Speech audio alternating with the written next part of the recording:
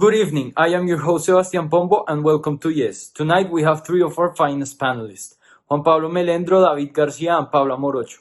Welcome to our program. Hello, and thank you very much for the invitation. I'm really glad to be in this conversation today. Good evening to you all, and thank you for this opportunity. Thank you all for being here. These three gentlemen will lead a discussion and debate concerning news that arrived here to our studio. The normalization of the air pollution indexes during the social reopening in China.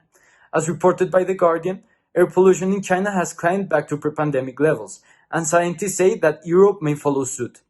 Air pollution causes at least 8 million early deaths a year, and clearer skies were seen as one of the few silver linings of COVID-19. Experts have called for action to help retain the air quality benefits of lockdown, and measures taken to date have included expanding cycle lanes and space for walking in cities. But what is the scientific explanation behind this phenomenon? Our climatologist and environmental expert Juan Pablo Melendro has offered to explain us the reasons. Okay, so according to some research made by the Center of Research and Energy of Clean Air, the air conditions in terms of concentration of fine particles, which has a more elegant name to it, which is PM2.5, and the levels of nitrogen dioxide across China have had a very particular behavior. We can see that if we compare these two simple variables in the air, taking as a reference the month of May in 2020 and the same month for 2019, there is a worrying similarity in the quality of the air. This is especially preoccupying because it poses a significant threat to the positive progress that was made during the last month due to the coronavirus condition. We saw a 38% drop in nitrogen dioxide levels and a 34% drop in PM2.5 levels in the air in China. It is no mystery that for people to get out, the more people that get out of their houses will mean a significantly higher consumption of fossil fuels, which will, without a doubt, there is a worrying similarity in the quality of the air. This is especially preoccupying because it poses a significant threat to the positive progress that was made during the last month due to the coronavirus condition. We saw a 38% drop in nitrogen dioxide levels and a 34% drop in PM2.5 levels in the air in China. It is no mystery that for people to get out, the more people that get out of their houses will mean a significantly higher consumption of fossil fuels, which will, without a doubt, have a deep impact on the quality of the air, not only in China or Europe, but in any other country that has had a positive drop on air pollution levels. Now, this is inevitable. What we have to think about is how are we going to build a lifestyle that drops these numbers back down once we return to our normal lives, without having to stay at home every single time, every single minute. So that is what we have to put ourselves to. That is the task now. Yes, thank you, Juan Pablo. Even though pollution levels in China are a problem that need implication in an ecological and scientific matter, it is also very important to see the repercussions it has on society. Pablo Morocho will explain to us what are the social implications and how pollution in China affects society. We can categorize this phenomenon into three different typologies of social problem. It may be understood as a vulnerability, quality of life, and social deviation problem. A vulnerability social problem is a situation where there are people involved or implied are involved in sudden unfavorable situations due to a change in their conditions, for example, a natural disaster or change. Taking into account its definition, the change of Earth's climate is significant since it delivers many consequences. Different acts such as the exponential growth of deforestation and extreme levels of pollution in many countries show how climate change has affected Earth's population. By having a high and potential risk, people can see themselves in the life and natural cycles may be affected, making climate change a clear example of vulnerability problem. So basically, this kind of problem refers to the sudden, or in this case, gradual changes in the climate or in natural situations that may put people in unfavorable situations. This phenomenon can also be categorized as a problem that affects the quality of life since it exceeds human needs. Quality of life problems are defined as situations where there is an irregular satisfaction of the needs of the implied. This means that the people implied in these kinds of social problems may see their needs, both basic and furthermore needs, irregularly satisfied. If not treated soon, climate change will get up to an irreversible point, having extreme consequences such as the lack of vital sources such as water, food, and different services.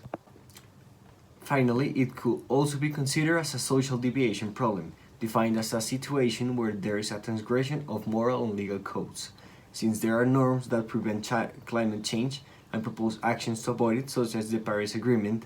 When that norm is broken, a social problem is created, but at the same time, climate change is not only based on the law, but it also has a problem with ethics and moral. Taking into account all the social problems that arise with climate change, we can say that this phenomenon is indeed dangerous to the world, and especially if it is not treated carefully. Talking about this last typology, there are legal conventions that restrict the amount of pollution of particulate matter that can be sent into the atmosphere. China was one of the signants, and it's not overwatching its emissions. So basically, this is a direct transgression into a international agreement that China agreed to sign and to accomplish. It's necessary to find an immediate solution to the increasing levels of pollution in China after the COVID-19 pandemic. The opportunity of taking action in consideration of the global warming and the air pollution situation that we're living nowadays, not only in China but in the whole world, that the decrease of pollutant gases in the Chinese air due to the aggressive outbreak of the coronavirus has brought to the human species, is a unique occasion to continue at the buckle of the curve of pollutant gases in the air. Regarding this situation, China could search for a solution for the pollution problems involving a broad change in plenty aspects of society, from punishments to people that breach the restrictions that the government must implement as soon as possible, as the correct residue management, the strict execution of policies for companies and business to reduce as much as possible the production of residue of the pollutant gases.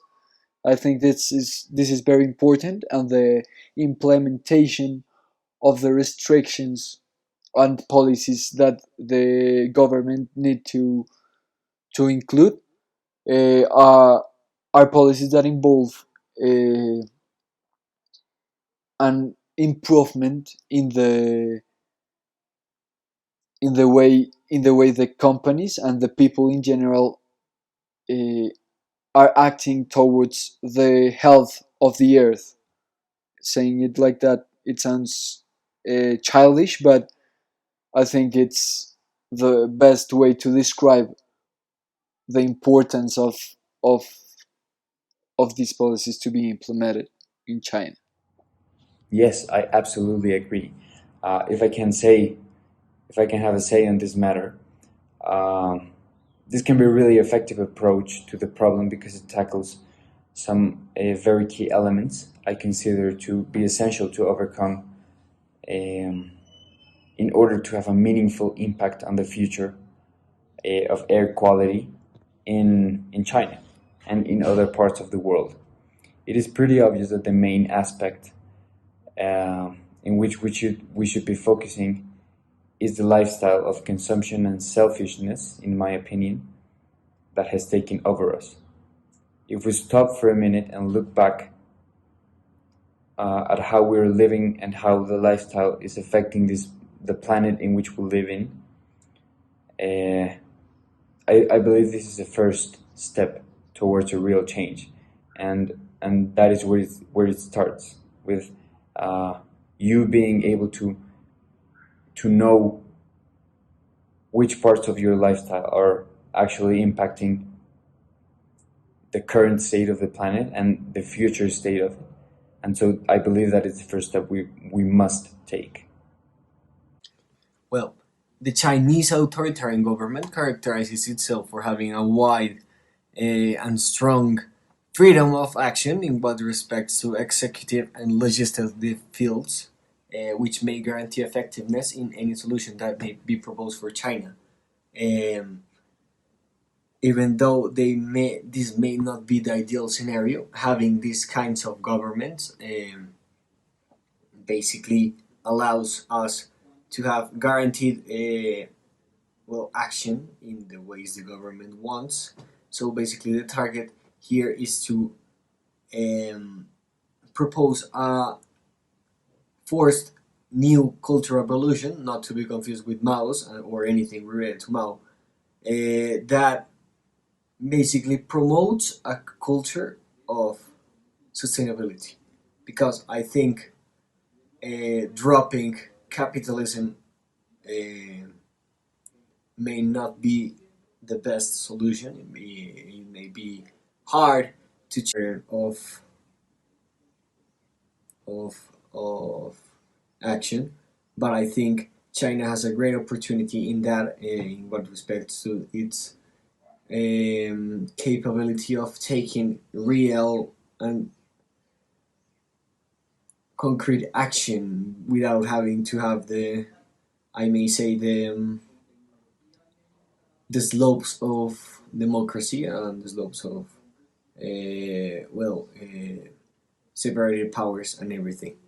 I repeat, this is not the ideal scenario, as we believe strongly in a world with freedom, with democracy, and with what we believe are basic rights. But China does have an important advantage over other countries, is that if the government proposes itself, commits itself to reduce pollution, it may do so without having to strictly ask for the citizenship opinion. The big problem here is offering China and many other countries alternative solutions because inevitably our mindset is fully committed to the perpetuation of capitalist model, and the production and gathering of capital is an essential and even fundamental objective in capitalist societies such as China and many other countries in the world. China is certainly part of this capitalist model, so it must be offered an alternative that encompasses from lowering the change of distribution to means of production that are truly sustainable and that guarantee both the economic stability of the Chinese and the environmental sustainability of China and the world. Well, like closing a little bit, the real solution here is a cultural revolution. As I already said, and David also said, um, with the model, with the economical and social model we live in today, basically stopping production is not an option. Um, I know the solution I'm proposing is quite impossible or difficult, but taking steps towards it, I think, will be very valuable. Sustainability, even though it isn't a real environmental goal, well, if you see like the real implications of sustainability, but sustainability may reduce drastically our impact in the world. And I'm talking now from the Chinese perspective. The alternative that has to be given to China is an alternative that allows it to become and stay as a world power as it is today. Because let's face it, this country is not going to give up to a protagonic role that has been emerging from the last years and that has been challenging the very image of the ruling power by excellence, the United States. And our cultural mindset in the gathering of capital and the gathering of resources and money is the prime objective of our societies. This has to change. This has to change from the education, from social policies.